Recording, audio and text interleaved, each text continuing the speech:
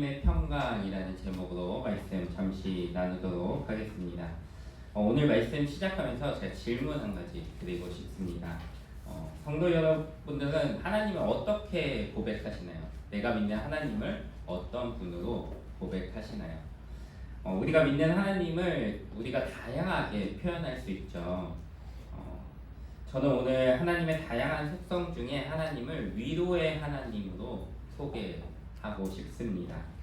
하나님은 우리가 고통 가운데 있을 때 우리를 외면하시는 분이 아니시죠. 우리가 고통스러워할 때 우리보다 더 고통스러워하시며 고통 가운데 있는 우리를 위로하시는 위로의 하나님이 우리가 믿는 하나님이십니다.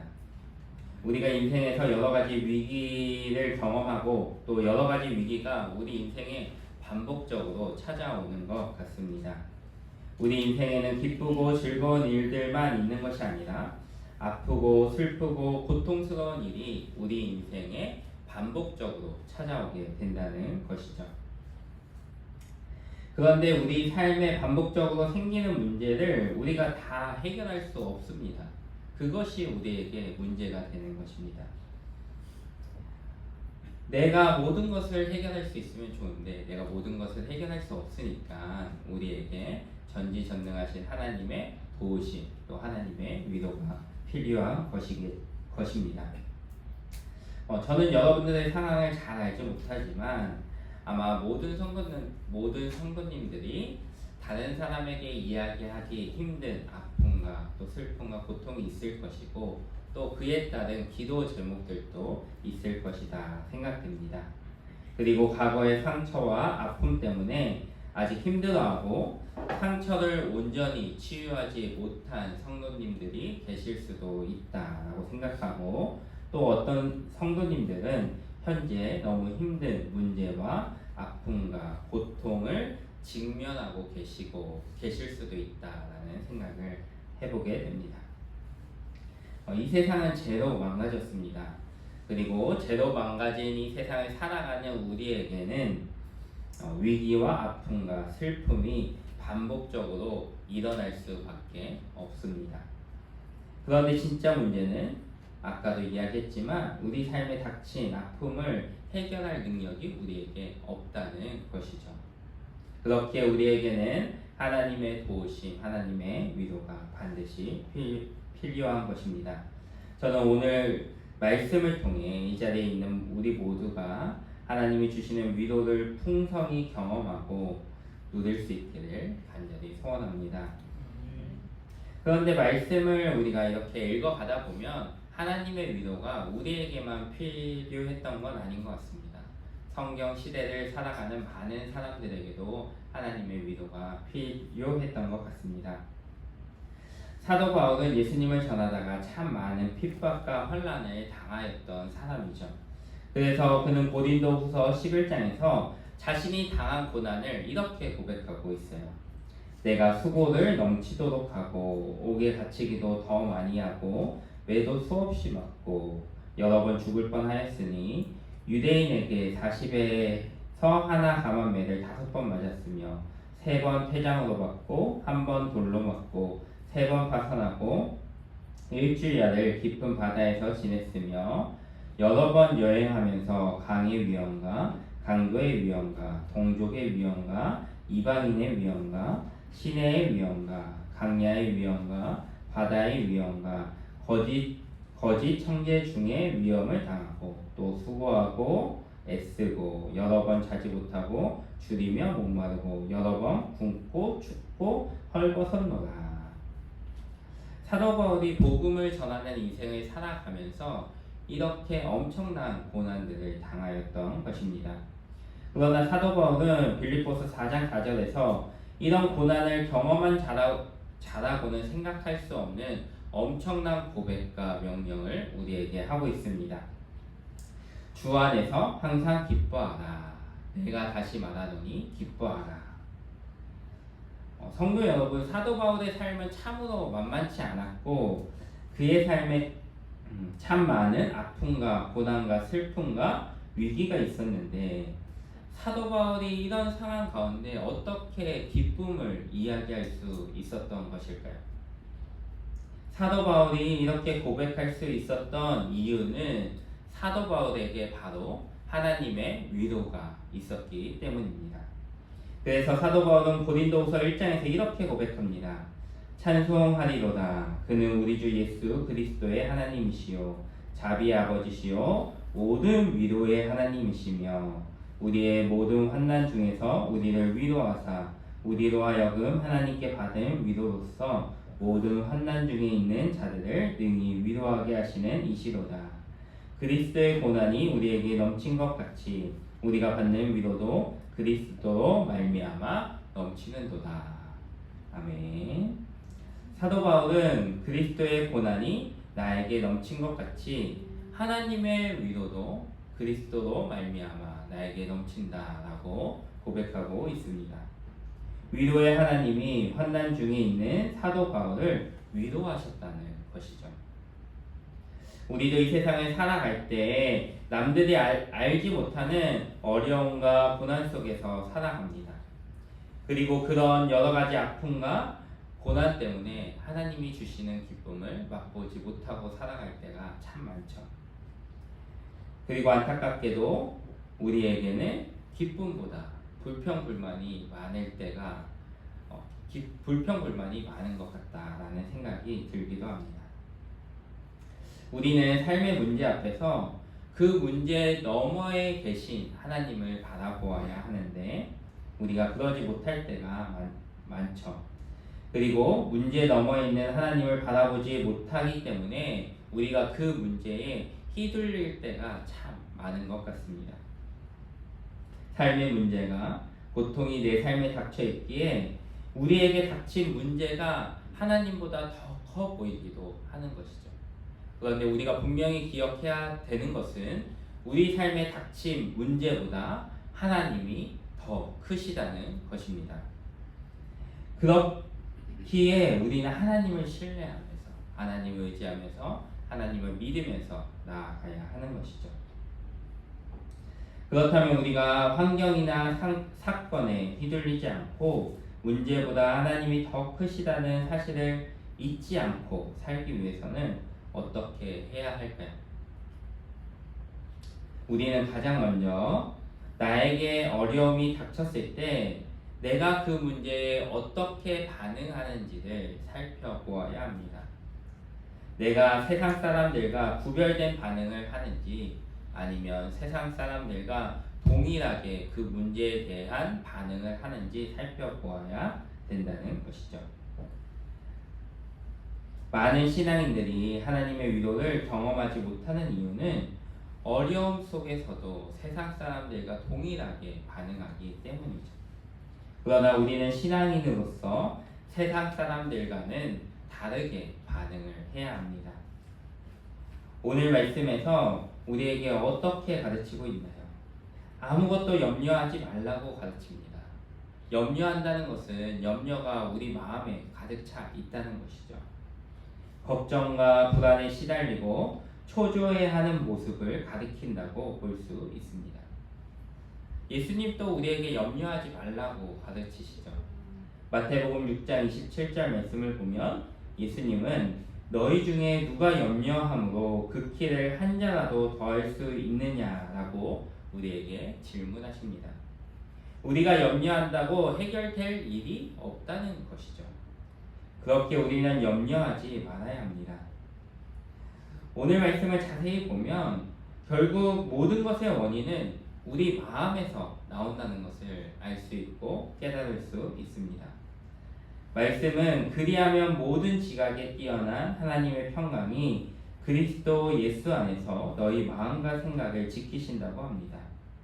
걱정과 근심, 불안을 만들어내는 시작이 우리 마음에 있다라고 이야기하는 것이죠.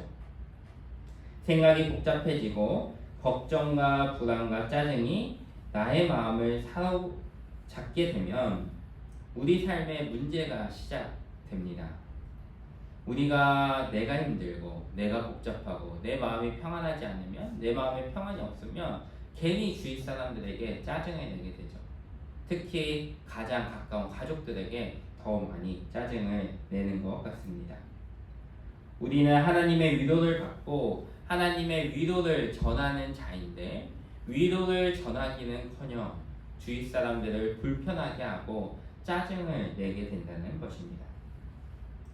저도 대구에 오기 전에 평택에 있었는데 제가 대구에 온 지 한 2년 정도 됐는데 평택에 있을 때 나의 마음과 생각을 바로잡지 못해서 밤에 잠을 설치는 경우가 가끔씩 있었어요. 제가 잠을 되게 잘 자는 사람인데 이렇게 경험하지 못했던 그 밤에 잠을 자지 못하니까 너무 힘들더라고요. 이 마음과 생각을 붙잡지 못하고 이게 한번 탁 틀어져가지고 저를 힘들게 하니까 밤에 잠이 안 오더라고요. 그럼 밤새도록 설치는 거예요. 그럼 너무 힘들었던 기억이 납니다. 저는 그런 걸 경험 못 해봤던 사람이기 때문에 그걸 경험하니까 너무 힘들고 또 내일 새벽 기도를 나가야 되고 내일 새벽 기도 운행을 해야 되는데 운전을 해야 되는데 잠을 못 자니까 정말 그 부담감까지 오니까 더 잠을 못 자겠더라고요.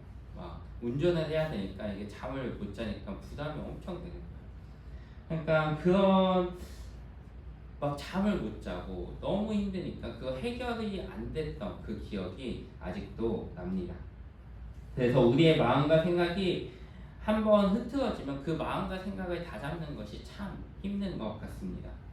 특히 그 흐트러진 그 순간 짜증나고 화나고 내가 폭발하고 감정 컨트롤이 안 되는 그 순간에는 어떻게 보면 우리가 나 스스로를 제어할 수 없는 상황에 닥쳤다라고 우리가 이야기할 수 있을 것 같습니다. 이런 우리의 모습을 생각해 볼 때 나의 생각과 마음을 컨트롤하는 것이 어떻게 보면 우리의 통제 범위 밖에 있다는 생각도 해보게 됩니다. 내가 아무리 노력하고 힘써도 한번 흐트러진, 한번 폭발한 나의 감정, 나의 마음, 나의 생각이 잘 조절되지 않는다는 것이죠. 그리고 내가 미워하는 사람 때문에 그렇다면 그 사람이 더 미워지고 또 헛된 상상 그런 것들이 우리 마음과 생각을 사로잡으면서 우리가 더 힘들어지게 되는 경우가 다반사인 것 같습니다. 생각이 꼬리를 물고 나를 힘들게 할 때가 참 많다는 것이죠. 이렇게 우리의 멘탈이, 우리의 감정이 흔들릴 때 우리에게 기쁨이 사라지게 되는 것이죠. 평안은 더더욱 찾아볼 수 없습니다. 그렇기 때문에 우리가 이런 문제를 잘 해결할 수 있어야 됩니다. 그렇다면 이런 문제를 어떻게 잘 해결할 수 있을까요? 오늘 말씀에서 그것을 이야기해 주죠. 6절 말씀은 우리에게 이렇게 이야기합니다. 아무것도 염려하지 말고 다만 모든 일에 기도와 간구로 너희 구할 것을 감사함으로 하나님께 아뢰라. 6절 말씀에서 눈여겨볼 단어가 세 가지 있다라고 저는 생각하는데 기도, 간구, 감사입니다. 특히 우리가 헷갈릴 수 있는 부분이 기도와 간구이죠. 이 두 가지는 같은 개념인 것 같은데 어떤 차이가 있을까요? 우리가 한번 이 세 단어 중심으로 6절 말씀을 잠시 살펴보면 기도는 가장 기본적이고 보편적인 기도에 관련된 단어다라고 생각하시면 됩니다. 여러분들은 기도하면 가장 먼저 무엇이 생각나시나요? 기도하면 우리가 나의 소원을 아뢰거나 내가 힘든 일이 있을 때 하나님께 도와달라 간구하는 것을 기도로 생각하죠. 구체적으로 아뢰는 것을 생각하게 됩니다. 그런데 우리가 기도하면 가장 먼저 생각해야 되는 것은 기도의 대상입니다. 우리가 누구에게 기도하는지 가장 먼저 생각해야 되는 거죠. 우리는 세상 우상에게 기도하는 것이 아니라 이 땅을 창조하시고 지금 또 이 땅을 보호하고 다스리시는 전지전능하신 하나님께 기도하는 것이죠. 그래서 우리가 기도를 할 때 가장 먼저 기도의 대상을 분명히 해야 합니다. 그리고 기도할 때 두 번째로 생각해야 되는 것은 우리가 기도하는 대상인 하나님을 향한 고백과 찬양입니다. 시편과 성경에 나타나는 기도문을 읽어보면 기도를 시작할 때 하나님에 대한 고백과 찬양으로 시작되는 경우가 참 많습니다. 예수님이 가르쳐주신 주기도문도 보면 주기도문의 시작은 하늘에 계신 우리 아버지여 이렇게 시작이 되죠. 하나님에 대한 고백으로 시작되는 거예요. 크게 두 가지로 고백하고 있는데 하나님을 하늘에 계신 분으로 고백하고 두 번째는 그분이 우리의 아버지시다라는 고백이 주기도문 초반부에 실려 있습니다. 하나님이 하늘에 계시다는 것은 그분이 땅에 사는 우리와는 구별되는 분이라는 거죠. 땅에 사는 우리와는 구별되는 거룩하신 분이고 전지전능하신 분이라는 고백입니다. 그리고 그분이 우리의 아버지가 되어주신다는 고백이 주기도문의 시작에 들어가 있는 것이죠. 그리고 주기도문의 처음 세 가지 기도 내용이 무엇입니까? 하나님의 이름, 하나님의 나라, 하나님의 뜻에 대한 기도가 초반부, 전반부에 실려 있습니다. 이와 같이 우리는 기도를 시작하면서 나의 소원을 바로 먼저 구하는 것이 아니라 하나님을 향한 고백과 찬양과 또 그분을 위한 기도로 기도를 시작해야 하는 것입니다. 그렇게 한 후에 우리의 소원이나 문제에 대해서 우리가 구체적으로 하나님께 아뢰게 되는데 그것이 바로 간구입니다. 그래서 기도는 좀 더 보편적이고 포괄적인 의미라고 한다면 그 안에 우리가 구체적으로 하나님께 나의 소원이나 도우심을 구하는 것을 우리가 간구다라고 생각해 볼 수 있습니다. 그래서 기도와 간구로 나아간다는 것은 기도할 때 하나님께 나의 소원만 아뢰라고 이야기하는 것이 아니라 하나님이 하나님 되심도 고백하고 나의 문제에 대해서도 하나님께 아뢰라는 이런 포괄적인 의미를 가지고 있다라고 우리가 생각해 볼 수 있을 것 같습니다. 그래서 성경은 우리에게 기도하고 간구하라고 이야기합니다. 기도와 간구로 하나님께 나아가라고 이야기하는 것이죠. 자신의 소원이나 문제를 가지고 하나님 앞에 나아오라고 하나님은 우리에게 분명히 말씀하시죠. 간구하라고 말씀하십니다. 그런데 어떤 성도님들은 기도할 때 하나님의 뜻대로 기도해야 된다라는 설교를 듣고 그러면 내 소원을 아뢰는 것은 잘못된 기도인가 이런 생각을 할 수도 있는데 그것은 아닙니다. 왜냐하면 하나님은 분명히 우리에게 간구하라 말씀하셨기 때문입니다. 하나님의 뜻대로 기도하는 모습은 누가 시키지 않아도 우리의 신앙이 성장하고 우리의 기도가 성숙해지면 저절로 나타나는 현상이다라고 생각해 볼 수 있습니다. 우리가 성숙한 자녀가 되면 누가 시키지 않아도 하나님의 마음과 나의 마음이 가까워지고 비슷해지게 됩니다. 그러면 우리가 나의 소원을 하나님께 아뢰어도 그 기도가 하나님의 뜻대로 드리는 기도가 될 수 있다는 것이죠. 우리가 하나님의 뜻을 온전히 알 수 없고 우리 마음에 있는 욕구를 온전히 배제하고 우리가 기도할 수는 없지만 성장하면 할수록 나를 향한 기도보다는 하나님을 위한 열방을 향한 나라와 교회와 가정을 향한 기도가 많아지게 된다는 것입니다. 이런 모습이 하나님의 뜻을 닮아가는 기도자의 모습인 것입니다. 우리의 자녀가 어릴 때는 부모님의 마음을 잘 모르잖아요. 저희 뒤에 청소년들도 몇 명 앉아 있는데 저 친구들이 부모님의 마음을 아직 잘 모르잖아요. 그래서 내 친구가 더 중요하고 내 욕구가 더 중요하고 내 마음이 더 중요하죠. 그런데 크면 클수록 이제 부모님의 마음을 알게 되는 거죠. 여기 앞에 청년이신 것 같은데 이제 청년 정도만 돼도 이제 엄마 아빠 마음을 조금 더 알게 되고 또 결혼하고 자녀를 놓게 되면 부모님의 마음을 더 잘 알게 되는 것이죠. 그러니까 우리가 성장하면 성장할수록 부모님의 마음을 알아가는 것처럼 우리가 신앙도 성장하면 성장할수록 우리의 기도도 성장하면 성장할수록 하나님의 마음을 우리가 알아갈 수밖에 없다는 것입니다. 그리고 그런 말도 있잖아요. 부부가 오래 살면 얼굴이 닿는다라는 이야기 있잖아요. 신기하잖아요. 다른 사람이 만나는 거잖아요. 그리고 다른 사람이 만나서 서로 사는 게 얼마나 힘들어요. 근데 싸우고 부대끼면서 서로 닮아가는 거죠. 그리고 얼굴도 닮아가고 모습도 닮아가는 것을 우리가 볼 수 있습니다.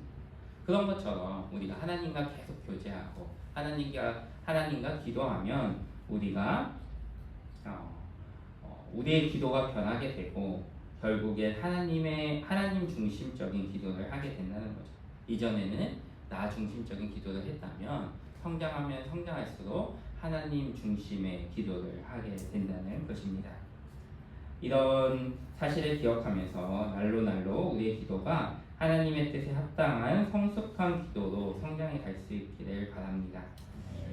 그런데 우리가 기도와 간구로 하나님께 나아갈 때 본문에서는 어떻게 나아가라고 이야기하나요? 감사함으로 나아가라고 이야기합니다.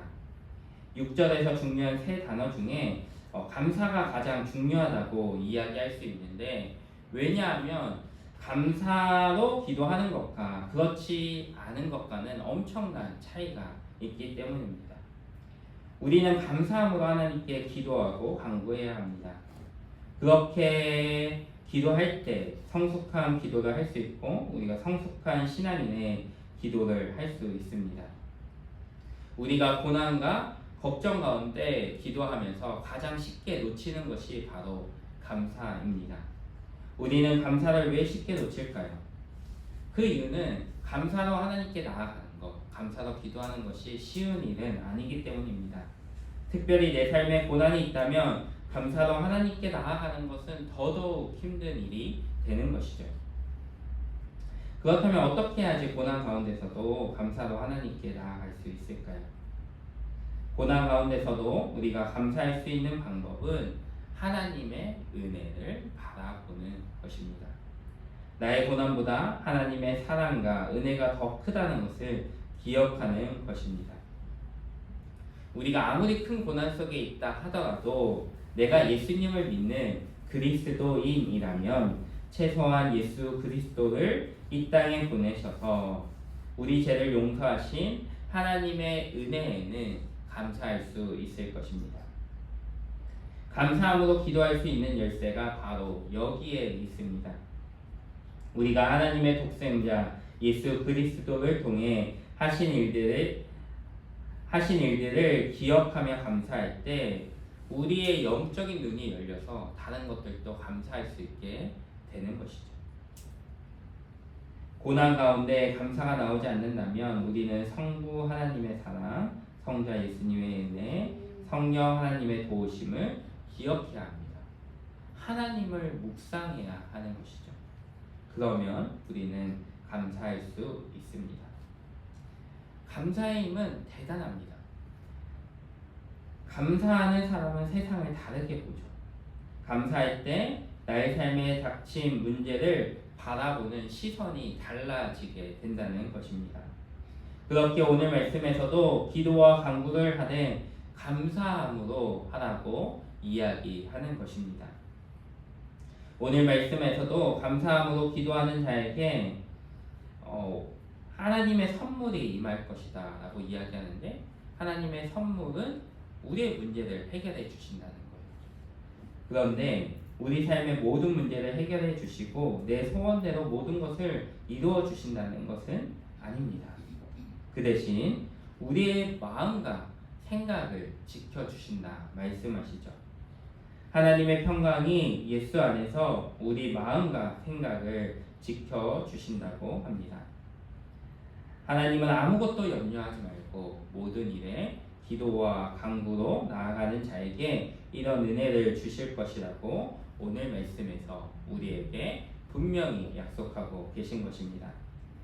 환경은 변하지 않고 바뀌지 않을 수도 있지만 하나님께서 우리의 태도를 변화시켜 주신다는 것입니다. 복음이 말하는 궁극적인 승리, 궁극적인 기쁨, 궁극적인 평강은 환경과 상관없이 흔들리지 않고 똑바로 서 있는 것이다 라고 이야기할 수 있습니다. 그런데 이것이 너무나 힘든 일이기에 하나님은 우리 삶의 문제를 실제로도 해결해 주시기도 합니다. 우리가 기도할 때 진짜 해결되기 원하는 마음으로 기도하잖아요. 해결되기 원하는 마음으로 하나님께 도우심을 구하잖아요. 그렇게 기도하면 하나님이 우리의 문제를 실제로도 해결해 주시기도 합니다. 그렇지만 해결되지 않을 때도 있다는 거죠. 해결되지 않아도 우리의 마음이, 우리의 믿음이 흔들리지 말아야 된다는 것입니다. 그것이 하나님이 우리에게 원하는 모습입니다. 우리가 믿음으로 굳건하게 서 있으면 하나님이 우리를 도우시고 이겨낼 수 있는 힘을 우리에게 주십니다. 여러분들이 어떤 상황에 계시든지 이 상황이 하나님께서 나에게 허락하신 상황이라는 사실을 인정하십시오. 이 고난 가운데 하나님의 계획이 있다라는 사실을 기억하십시오. 이 어려운 가운데 하나님이 나를 향한, 또 우리 가정을 향한, 우리 교회를 향한 자신의 계획을 이루어가고 계심을 믿으십시오. 이 사실을 기억하면 우리가 어려움을 이겨낼 수 있고 나의 환경과 상관없이 감사하는 인생이 될 수 있습니다. 하나님이 주시는 하나님의 평강을 누릴 수 있게 된다는 것입니다. 우리는 아무것도 염려하지 말고 모든 일에 감사함으로 기도하고 간구하면 됩니다. 감사함으로 기도할 때 우리에게 하나님의 평강이 주어집니다. 감사함으로 기도할 때 그리스도 안에서 우리의 마음과 생각을 지킬 수 있습니다. 모든 문제는 마음과 생각에서 시작됩니다.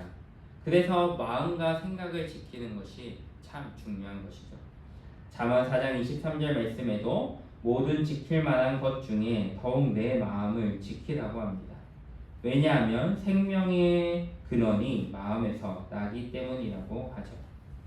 우리의 마음을 잘 지킬 때 우리가 감사할 수 있고 하나님의 평강을 누릴 수 있습니다. 하나님의 자녀인 우리에게는 하나님의 평강이 있어야 합니다. 그리고 이 평강은 우리의 마음과 생각을 지켜줍니다. 오늘 말씀에는 우리가 평강 가운데 우리 마음과 생각을 지킬 수 있는 방법이 잘 나타나고 있습니다. 우리가 지금까지 그 방법에 대해서 나누었는데 우리 모두가 오늘 나눈 말씀을 기억하면서 한 주간 주님 안에서 영적인 승리 또 감사하는 인생 그런 삶 살 수 있기를 주님의 이름으로 축복합니다. 기도하겠습니다.